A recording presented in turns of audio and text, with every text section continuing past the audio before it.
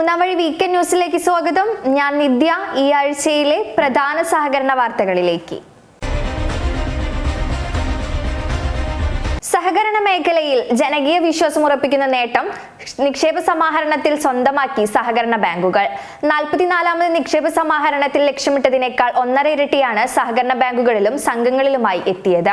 നിക്ഷേപ സമാഹരണത്തിലൂടെ 9,000 കോടി രൂപ സമാഹരിക്കുന്നതിനാണ് സഹകരണ വകുപ്പ് ലക്ഷ്യമിട്ടിരുന്നത്. ഇതനുസരിച്ച് ഓരോ ജില്ലയിൽ നിന്നും സമാഹരിക്കേണ്ട തുക ടാർജറ്റായി നിശ്ചയിക്കുകയും ചെയ്തിരുന്നു. എന്നാൽ എല്ലാ കണക്കുകൂട്ടലുകൾക്കും അപ്പുറമുള്ള പിന്തുണയാണ് നിക്ഷേപകരിൽ നിന്ന് സഹകരണ ബാങ്കുകൾക്ക് ലഭിച്ചത്. സംസ്ഥാനത്തെ വായ്പാ സഹകരണ സംഘങ്ങളുടെ നിക്ഷേപങ്ങൾക്ക് ഇൻഷുറൻസ് പരിരക്ഷ നൽകാൻ മഹാരാഷ്ട്ര സർക്കാർ തീരുമാനിച്ചു. 1 ലക്ഷം രൂപ വരെയാണ് ഇൻഷുറൻസ് പരിരക്ഷ. സംസ്ഥാനത്തെ 12,000-ലധികം വരുന്ന വായ്പാ സഹകരണ സംഘങ്ങളിലെ 3 കോടി നിക്ഷേപകർക്ക് ഇതിന്റെ പ്രയോജനം കിട്ടും. ഇതിനായി അനിൽ കാവഡയെ ചെയർമാനാക്കി സ്ഥാപിച്ച നിയന്ത്രണ അതോറിറ്റിക്ക് ആരംഭഘട്ടത്തിലേക്ക് സർക്കാർ 100 കോടി രൂപ മൂലധനമായി അനുവദിച്ചിട്ടുണ്ട്. 100 കോടി രൂപയുടെ തട്ടിപ്പ് നടന്ന ഒരു മൾട്ടിസെറ്റ് സഹകരണ സംഘത്തെ കാണാനില്ല. തട്ടിപ്പ് സംബന്ധിച്ചുള്ള റിപ്പോർട്ട് ലഭിച്ചതിന്റെ അടിസ്ഥാനത്തിൽ കേന്ദ്ര സഹകരണ സംഘം രജിസ്ട്രാർ വിശദീകരണം തേടി നോട്ടീസ് നൽകിയപ്പോഴാണ് സംഘത്തെ കാണാനില്ലാത്ത കാര്യം അറിയുന്നത്. കേന്ദ്ര സഹകരണ രജിസ്ട്രാർക്ക് കീഴിൽ രജിസ്റ്റർ ചെയ്ത ഓഫീസിൽ അങ്ങനെയൊരു സഹകരണ സംഘം കാണാനില്ലെന്ന വിവരമാണ് തപാൽ ഉദ്യോഗസ്ഥർ അറിയിച്ചത്. രാജസ്ഥാനിലെ ജയ്സാൽമറിൽ പ്രവർത്തിച്ചിരുന്ന മോഹൻ കൃപ ക്രെഡിറ്റ് മൾട്ടി സ്റ്റേറ്റ് സഹകരണ സംഘമാണ് തട്ടിപ്പിന് പിന്നാലെ അപ്രത്യക്ഷമായത്. ബാങ്കിംഗ് നിയന്ത്രണ നിയമത്തിലെ വ്യവസ്ഥകൾ ലംഘിച്ചതിന് റിസർവ് ബാങ്ക് 4 അർബൻ സഹകരണ ബാങ്കുകൾക്ക് മൊത്തം 1.13 കോടി രൂപ പിഴ ശിക്ഷ വിധിച്ചു. മഹാരാഷ്ട്ര, ഗുജറാത്ത്, പഞ്ചാബ് എന്നിവിടങ്ങളിൽ നിന്നുള്ള അർബൻ ബാങ്കുകളെയാണ് ശിക്ഷിച്ചത്. കൂട്ടത്തിൽ ബോംബെ മെർക്കന്റൈൽ കോപ്പറേറ്റീവ് ബാങ്കിനാണ് വലിയ പിഴ കിട്ടിയത്. ഈ ബാങ്ക് 63.3 ലക്ഷം രൂപ പിഴയടയ്ക്കണം. മുംബൈയിൽ നിന്നുള്ള സൗരാഷ്ട്രിയൻ കോപ്പറേറ്റീവ് ബാങ്ക്, ഗുജറാത്തിലെ നവനിർമ്മാൺ കോപ്പറേറ്റീവ് ബാങ്ക്, പഞ്ചാബിലെ നഗോദർ ഹിന്ദു അർബൻ കോപ്പറേറ്റീവ് ബാങ്ക് എന്നിവയാണ് ശിക്ഷിക്കപ്പെട്ട മറ്റു ബാങ്കുകൾ. 10 ഏക്കറിൽ ഒരു കാർഷിക സഹകരണ ഗ്രാമം തീർക്കുകയാണ് തിരുവനന്തപുരം കരകുളം സർവീസ് സഹകരണ ബാങ്ക്.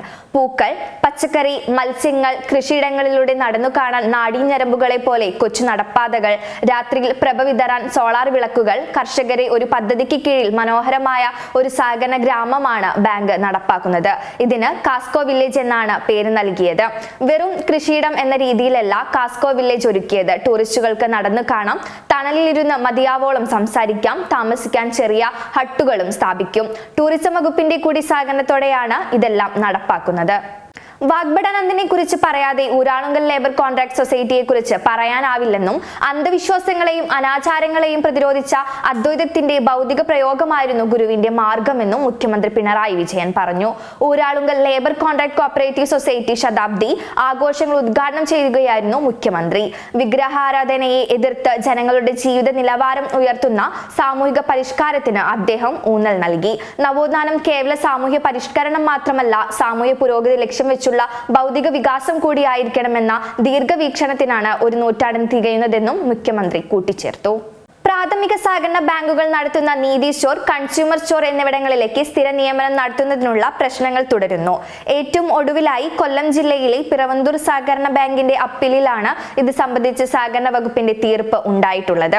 13 വർഷത്തിലേറെയായി ബാങ്ക് നടത്തുന്ന കൺസ്യൂമർ സ്റ്റോറിലേക്കുള്ള സെയിൽസ്മാൻ നിയമനമാണ് തർക്കത്തിലെത്തിയത്. ക്ലാസ് 1 ബാങ്ക് ആയിട്ടും ഇവിടുത്തെ സ്റ്റോറിൽ സെയിൽസ്മാനെ സ്ഥിരമായി നിയമിക്കുന്നതിന് കഴിയില്ലെന്നതാണ് സഹകരണ വകുപ്പ് ജോയിന്റ് സെക്രട്ടറിയുടെ ഉത്തരവിൽ പറയുന്നത്. ഉയർന്ന ഓഡിറ്റേഴ്സ് തസ്തികയിൽ വെട്ടിക്കുറയ്ക്കാൻ മിൽമ തിരുവനന്തപുരം മേഖലാ യൂണിയന്റെ തീരുമാനം. ഇതിനുള്ള ശുപാർശ ക്ഷീരവകുപ്പ് മുഖേന സഹകരണ വകുപ്പിന് കൈമാറിയിട്ടുണ്ട്. സ്പെഷ്യൽ ഗ്രേഡ് ഓഡിറ്റേഴ്സ് തസ്തിക പൂർണ്ണമായും ഒഴിവാക്കാനും സീനിയർ ഓഡിറ്റേഴ്സ് തസ്തികകളുടെ എണ്ണം വെട്ടിക്കുറയ്ക്കാനുമാണ് തീരുമാനം. പകരം ജൂനിയർ ഓഡിറ്റർമാരെ നിയമിക്കും. സഹകരണ ഓഡിറ്റ് വിഭാഗത്തിൽ സ്ഥാനക്കയറ്റത്തിനുള്ള സാധ്യത കുറയ്ക്കുന്നതാണ് മിൽമ തിരുവനന്തപുരം മേഖലാ യൂണിയന്റെ തീരുമാനം. മൂന്നാം വഴി സഹകരണ മാസികയ്ക്ക് ക്ഷീരവികസന വകുപ്പിന്റെ 2023 സംസ്ഥാന മാധ്യമ പുരസ്കാരം ലഭിച്ചു. മൂന്നാം വഴിയുടെ 2023 ഒക്ടോബർ ലക്കത്തിൽ അനിൽ വള്ളിക്കാട് എഴുതിയ പാലുൽപാദനം ആഘോഷമാക്കിയ പാലക്കാട്ടെ മുതലമട ഗ്രാമം എന്ന ലേഖനത്തിനാണ് അവാർഡ്. കാലിക്കറ്റ് സിറ്റി സർവീസ് സഹകരണ ബാങ്കിന്റെ ഡോക്ടർ വർഗീസ് കുര്യൻ അവാർഡ് നേടിയ മുതലമട ക്ഷീര വ്യവസായ സഹകരണ സംഘത്തെക്കുറിച്ചാണ് ലേഖനം. ഛത്തീസ്ഗഡിൽ ഇത്തവണത്തെ ഖാരിഫ് മാർക്കറ്റിംഗ് സീസണിൽ താങ്ങുവിലയ്ക്ക് സഹകരണ സംഘങ്ങൾ വഴിയുള്ള നെല്ല് സംഭരണം റെക്കോർഡ് സൃഷ്ടിച്ചു. സംസ്ഥാനത്തെ 2739 കേന്ദ്രങ്ങളിലായി 144.92 ലക്ഷം മെട്രിക് ടൺ നെല്ലാണ് ഇത്തവണ സംഭരിച്ചത്. 130 ലക്ഷം മെട്രിക് ടൺ നെല്ല് സംഭരിക്കാനാണ് ലക്ഷ്യമിട്ടിരുന്നത്. സംഘങ്ങൾ വഴി ജനുവരി 31 അവസാനിക്കേണ്ടിയിരുന്ന നെല്ല് സംഭരണം 4 ദിവസത്തേക്ക് കൂടി നീട്ടിയിരുന്നു. ദ്രാവക രൂപത്തിലുള്ള നാനോ യൂറിയയുടെ കണ്ടുപിടുത്തത്തിന് സഹകരണ രംഗത്തെ രാസവള നിർമ്മാണ സ്ഥാപനമായ ഇഫ്കോയ്ക്ക് പേറ്റന്റ് ലഭിച്ചു. 2023 ജനുവരി 12 മുതൽ 20 വർഷത്തേക്കാണ് പേറ്റന്റിന്റെ കാലാവധി. നാനോ യൂറിയ രാസവളത്തിനും അതിന്റെ നിർമ്മാണ രീതിക്കുമാണ് പേറ്റന്റ് ലഭിച്ചത്.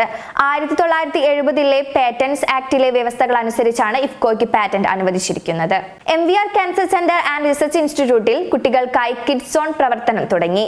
കുട്ടികളുടെ ശാരീരികവും മാനസികവുമായ ആരോഗ്യം മെച്ചപ്പെടുത്തുകയാണ് ഇതിലൂടെ ലക്ഷ്യമിടുന്നത്. രാജ്പാൽ മീന ഉദ്ഘാടനം നിർവഹിച്ചു. ഡോക്ടർ കൃഷ്ണൻ സ്വാഗതം പറഞ്ഞു. ഡോക്ടർ യാമിനി കൃഷ്ണൻ അധ്യക്ഷത വഹിച്ചു. Kerala bank chief executive officer PS രാജന്റെ കാലാവധി 3 മാസം കൂടി നീട്ടി. ഇത് 3-ാം തവണയാണ് അദ്ദേഹത്തിന്റെ കാലാവധി നീട്ടുന്നത്. നേരത്തെ 2 തവണയായി 1 വർഷം അദ്ദേഹത്തിന്റെ കാലാവധി നീട്ടി നൽകിയിരുന്നു. 2019 ഡിസംബർ 30-നാണ് PS രാജൻ കേരള ബാങ്കിന്റെ CEO ആയി നിയമിക്കപ്പെടുന്നത്.